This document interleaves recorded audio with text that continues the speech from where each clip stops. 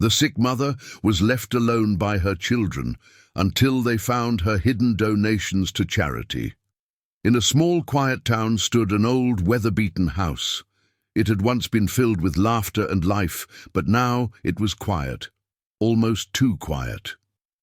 This was the home of Margaret, a woman in her late 70s who had spent most of her years taking care of her 3 children, David, Emily, and Laura. Margaret had been a single mother since her husband passed away when the children were young. She worked multiple jobs, sometimes late into the night, to make sure they had everything they needed. But life has a way of surprising us, and for Margaret the surprises were rarely good ones.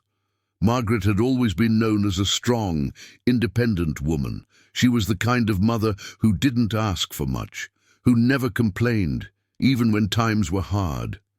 She poured every ounce of love she had into her children, hoping they would grow up to be happy and successful. And they did. David became a successful lawyer, Emily a well-known real estate agent, and Laura, the youngest, built her own small business from the ground up. All 3 moved away, chasing their dreams in different parts of the country, leaving Margaret behind in that old house on the hill. As time passed, Margaret's health began to decline. She found herself getting tired more easily, struggling with simple tasks around the house. Her once steady hands started to tremble, and she often felt short of breath. The trips to the doctor became more frequent, and the medications started to pile up on her bedside table. But Margaret didn't want to bother her children with her troubles. She knew they were busy building their own lives, and she didn't want to be a burden. The calls from her children became less frequent. At first, they would check in once a week, then once a month. Eventually, there were months when Margaret's phone never rang. Her heart ached, but she put on a brave face, telling herself they had their own lives to live, their worries and responsibilities. One day, Margaret received a diagnosis that changed everything. She had a serious heart condition, one that required constant care. The doctor suggested that she consider moving to a care facility where she could be looked after properly. But Margaret shook her head. She wanted to stay in her home, the place filled with memories of her children, the place where she felt closest to them, even in their absence. Margaret decided to call her children, hoping they would understand her situation. She reached out to David first. He answered, but his voice was hurried, distant. He was in the middle of a case, he explained. "I'll call you back later, Mom," he said, and then he hung up. She waited for days, but the call never came. Next, she tried Emily. Emily listened for a few moments, but quickly began talking about the market, how stressful her job was, and how she was just so busy these days. "I'll try to visit soon," she promised, but Margaret knew better. She had heard those words before. Finally, Margaret called Laura, the youngest, the one she thought might still have some softness in her heart. Laura listened quietly, and Margaret felt a flicker of hope. But Laura's response was like a cold wind cutting through her. "Mum, I just can't handle this right now. I have a lot on my plate. Can't you just hire someone to help you?" she said, sounding almost irritated. Margaret hung up the phone with a heavy heart. Her children, the ones she had raised with so much love and sacrifice, were too busy for her now. They didn't understand how alone she felt, how much she needed them, how every day felt like a struggle to get through. But she didn't blame them.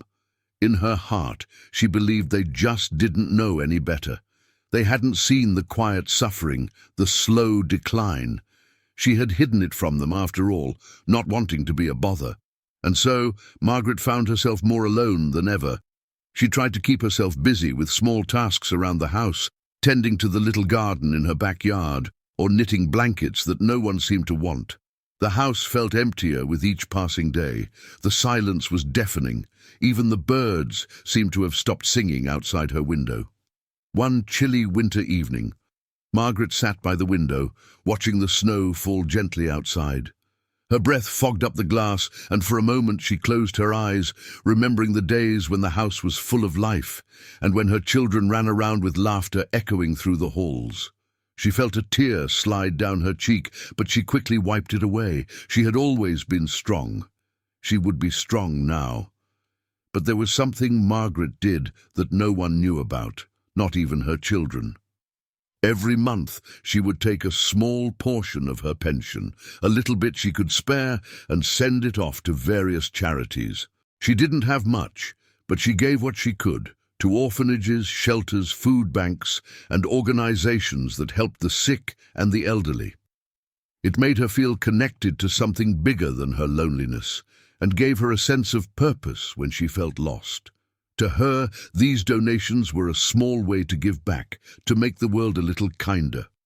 Margaret never mentioned her donations to anyone. She didn't see it as something extraordinary, just a simple act of kindness, something she could do from her small corner of the world. She knew she couldn't change her situation, but maybe, just maybe, she could make a difference for someone else. Days turned into weeks, and Margaret's health continued to decline. The doctor's visits became more urgent and the medications more intense. She knew her time was limited, but she still kept up her routine of writing small checks to her favorite charities, believing in the goodness that one act of kindness could bring. One afternoon, as Margaret sat by the window, her hands trembling as she tried to sign another check, she felt a sharp pain in her chest. The pen dropped from her hand, and everything around her began to blur. Her breathing became labored, and she struggled to call for help. But there was no one around to hear her. She collapsed onto the floor, her last thoughts drifting to her children, hoping they would forgive her for leaving them without saying goodbye.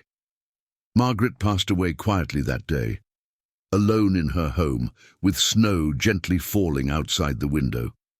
It was a few days before anyone noticed. A neighbor who hadn't seen her for a while became concerned and called the police.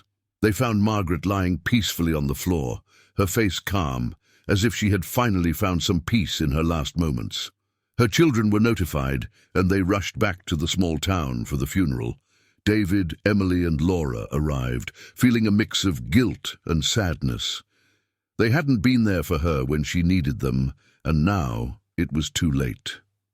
They gathered in the old house, filled with memories, and began the painful process of sorting through their mother's belongings.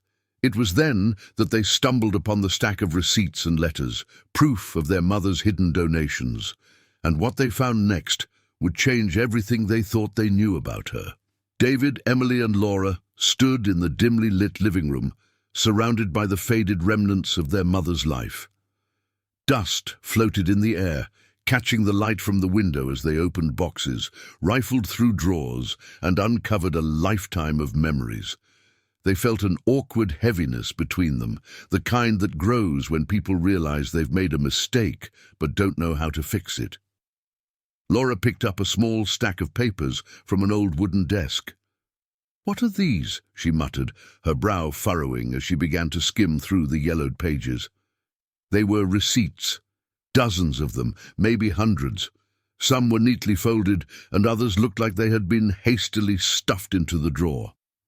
The amounts varied, $20, $50, $100, all made out to different charities, a children's hospital, an animal shelter, and a fund for the homeless. The list went on and on. Emily glanced over Laura's shoulder, a puzzled expression crossing her face. "Why would Mom be donating money?" she asked, a hint of disbelief in her voice. She barely had enough to take care of herself. David joined them, looking over the papers. He was the practical one, always thinking with his head rather than his heart. "Maybe these are old. She probably did this a long time ago," he reasoned. But even as he spoke, he noticed dates on some of the receipts. Last month, 2 months ago, 6 months ago. His face softened, and for a moment he looked less like the confident lawyer he was, and more like a little boy who didn't understand why things had turned out this way. Laura, always the emotional one, felt a lump form in her throat. She was still giving money away, even when she was sick. She whispered, almost to herself. Her voice trembled, and she blinked back tears. "Why didn't she tell us?" David sighed heavily, shaking his head. "Maybe she thought we wouldn't approve, or maybe she didn't want us to worry," he said quietly. Deep down, he felt a pang of regret. He had always been busy with work, telling himself that he was providing for his family, but now he wondered if he had neglected the most important person of all. Emily sat down on the old, worn-out sofa, holding one of the receipts in her hands. She felt a wave of guilt wash over her. She had always been the one in a rush, moving from one client to the next, trying to climb the ladder of success. Her mother's voice on the phone had always been a reminder of things she thought she didn't have time for. Now she regretted every call she had cut short, every visit she had postponed. The siblings continued to sift through the papers, finding letters from the charities and thanking their mother for her generous donations. There were handwritten notes from children who had been helped by the children's hospital, and pictures of rescued animals from the shelter. Each letter told a story of a life touched by their mother's kindness, a life that had been changed because of her quiet, steady generosity. Emily found herself reading one of the letters out loud. It was from a young girl who had survived cancer, thanking Margaret for helping cover the costs of her treatment. "Dear Miss Margaret," the letter began, written in the shaky handwriting of a child. "Thank you for helping me when I was so sick. My mom says you are an angel. I hope one day I can be as nice as you." By the time Emily finished reading, there were tears in her eyes. "I never knew," she said, her voice breaking. "I never knew she was doing all of this." Laura wiped her eyes, shaking her head slowly. "I don't understand," she whispered. "Mom didn't have much. Why would she give so much away?" David put a hand on her shoulder. "She was always like that," he said softly, "always putting others first, even when she didn't have much herself."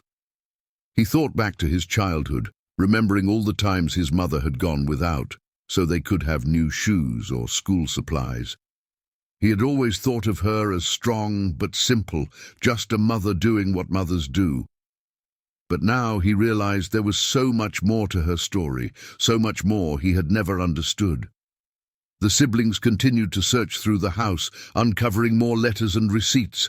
They found a notebook filled with names and addresses, people their mother had helped over the years. Next to each name was a small note in their mother's neat handwriting: "Met at church, helped at the store, saw in the news." She had kept a careful record of everyone she had helped, a quiet testament to her selflessness.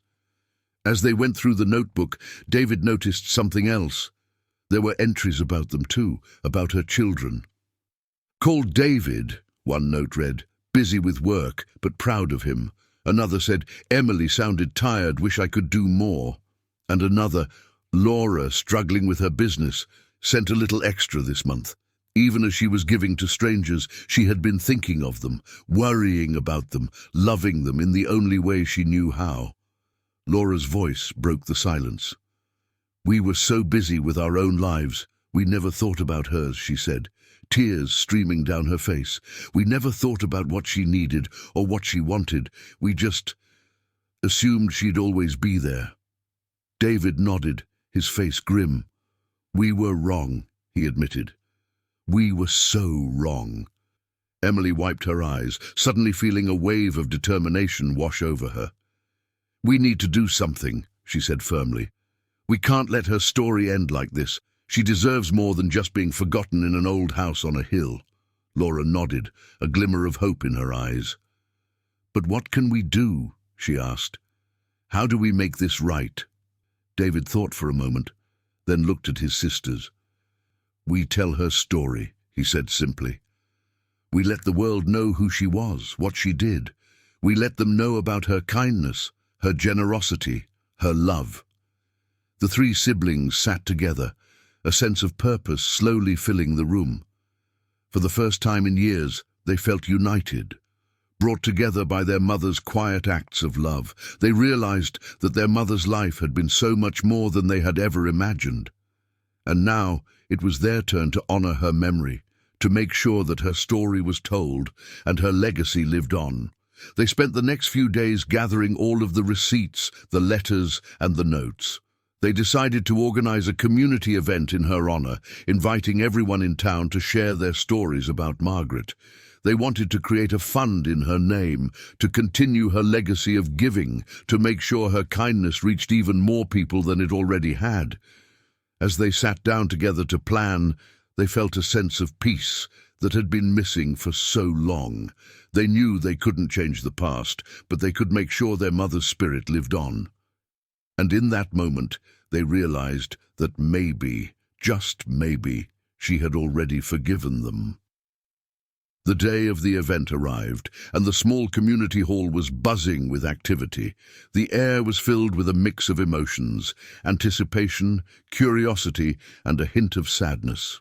Margaret's children, David, Emily, and Laura, stood at the entrance, welcoming guests with genuine smiles but tinged with regret. People from all over town started to arrive. Some came out of respect, others out of curiosity. The siblings had been surprised at how many people knew their mother, people they had never met or even heard of. Margaret had touched many lives in ways they were only now beginning to understand. As the hall filled up, it was clear that their mother had been far more than just the quiet woman who lived at the edge of town. She had been a pillar of strength, a source of comfort, and a beacon of hope to so many. Emily took a deep breath and walked up to the small stage. She looked out at the crowd and felt a lump rise in her throat. "Thank you all for coming today," she began, her voice trembling slightly. "We wanted to honor our mother, Margaret, and to share with you the incredible person she was, the person many of you already knew better than we did." She paused, glancing over at her brother and sister for support. David nodded, his expression encouraging, and Laura gave her a reassuring smile. Emily continued, "We recently discovered that our mum spent years quietly donating money to various charities and causes. Even when she had so little herself, she gave so much to others." She felt tears welling up but pressed on. "We didn't know. We were so busy with our lives. We never realized how much she was doing, how much she was giving."